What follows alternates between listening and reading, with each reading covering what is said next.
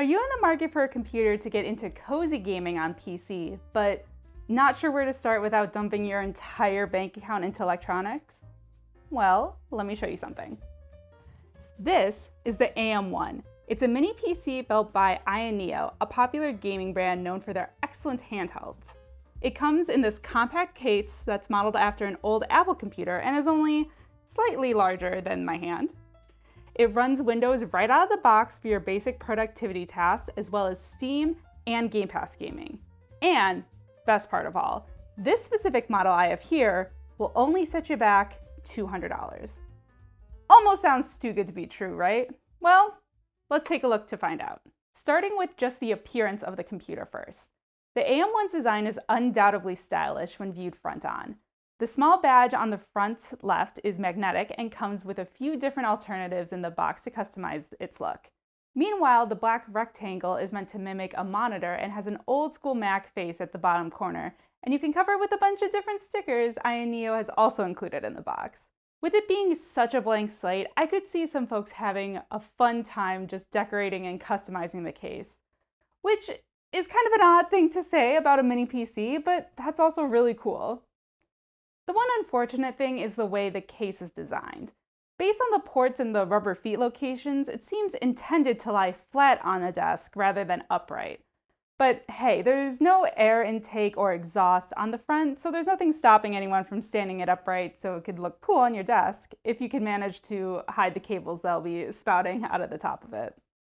Just be aware that if you are going to stand it up tall, you're going to be covering up a USB Type-C port as well as a 3.5mm headphone jack. While lying flat, both of these will be great for quickly plugging in controllers or headphones without reaching around the back of the system, which is always nice. If we do go around to the back though, we have just about the right number and types of ports you'll want to have for a desktop computer.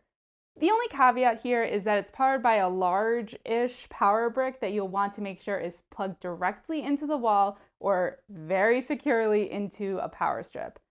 When I first started using the AM1, I had mine hanging off of a surge protector, and it was large enough to come loose and cut power to the PC with only a little tap of my foot. Not a great time, but it's easy enough to work around. So far, everything seems pretty great. What's the catch? Well, one of the immediately noticeable ways Ayaneo cut costs to hit that $200 price point was to equip the AM1 with a 4-year-old laptop processor and just enough RAM and storage to be useful for Windows gaming. I'll have the full specs listed in the video description if you're interested, but the gist of it is that this computer sits comfortably at the low end of the PC gaming market.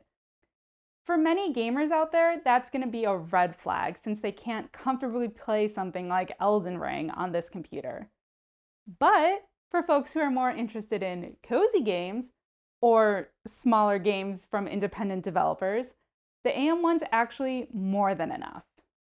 I've personally been using the AM1 for a little over a month now. During that time, I got reinvested in A Short Hike's cozy charms. I discovered the brilliance of unpacking simple yet elegant gameplay, and just recently I picked up Carto for the first time. If anyone has any pointers on the ice stage, I would appreciate it.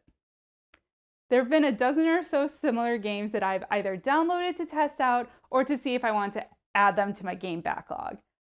All of them ran perfectly at a comfortable resolution and frame rate. I've actually had difficulty tracking down cozy games that didn't run well across my Steam library and Game Pass's PC games. The two potential examples I found to struggle just a tad bit out of the box were Disney's Dreamlight Valley and Spiritfarer. Both games needed me to go into their settings and lower the quality a tiny bit to smooth out the performance. That's it. The only thing that really stopped me from playing these games more was the fact that I had more games to test out. In general, if you're sticking to the cozy games umbrella of experiences, which focus on stylization and core gameplay over striving for realism or graphical complexity, you aren't going to need a machine more powerful than the AM1 to just get started. And for $200, it's a low enough cost that it won't be too much of a loss if, a couple years from now, you realize you're really into PC gaming and you want to buy a more expensive setup. Now, before I close out this video, I wanted to provide a few more suggestions if you're new to PC gaming and happen to pick one of these up. The first has to do with setup and Ayaneo's gaming app, AyaSpace. When first booting the AM1, setup does take about an hour to complete due to all the Windows updates that need to install before you can do anything. During that initial setup, I also noticed AyaSpace popped up unprompted and slowed my computer to a crawl. If that happens to you, you should exit out of the app and finish installing the rest of your updates before reopening AyaSpace to update that. By default, AyaSpace will launch every time you restart your computer, which will slow it down a bit, but the app should give you the option to minimize it at startup, and that will fix everything. Uninstalling the app is also an option. However, I'd recommend keeping it around just in case you need it later. During testing, I found that certain games that were just on the verge of working well on the AM1 would play a lot smoother if I opened the AyaSpace app, cranked everything to max in performance settings, and then launched the game through the app. Your mileage may vary, however, keeping it around does allow you to squeeze the most out of this machine if you need to do so.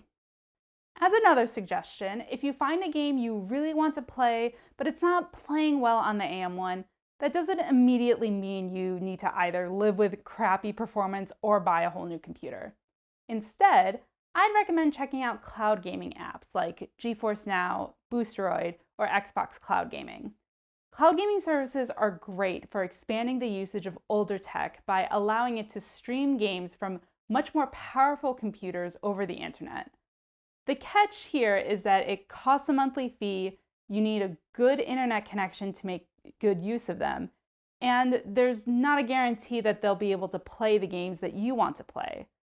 Still, it's a very good option that's bound to be cheaper than buying new hardware, especially if you're brand new to PC gaming and you're just trying to see if it's right for you. Plus, with the amount of games available through Xbox Game Pass Ultimate, which includes the cloud subscription, you'll also get a ton of PC games to try on your system. That's what I've been doing to test out the performance for this video, and I couldn't recommend it enough. For a final suggestion, don't be afraid to upgrade your computer components in the future if you need more storage or if you need more RAM than comes pre-installed. Doing so will be a much cheaper way to make your computer run smoother a year from now instead of tossing it in the trash and buying a brand new one. Ayaneo includes step-by-step instructions in the box on how to disassemble the AM1 and install new components yourself. They also include a few metal sleds in the box to add a second SSD if that's ever of interest. I know it can be daunting to think about opening a computer to install new hardware at first, especially if you're brand new to the PC space, but it's one of those things that will become ridiculously easy after you do it once or twice. If you ever need some extra guidance or have questions about which components would work well with the AM1, you can also leave a comment down below and I'll see what I can do to help. Okay, to wrap things up, the AM1 is a very stylish mini PC that can fit just about anywhere. Its downsides include a processor that's comfortably at the lower end of the market, as well as a long setup time and the AyaSpace app being kind of weird to work around. Yet, the processor is more than enough to get cozy with many of the games currently on the market, and the setup is only a pain the one time. Not to mention, you'd be hard-pressed to find something brand new with measurably better performance running Windows for only $200. Especially for cozy gamers coming from something like a Switch who are interested in getting started with PC gaming for the first time, the AM1's a comfortable little computer that'd be a great place to start. Those have been my thoughts though. I'd love to know yours. Are you in the market for something cheap and compact like the AM1?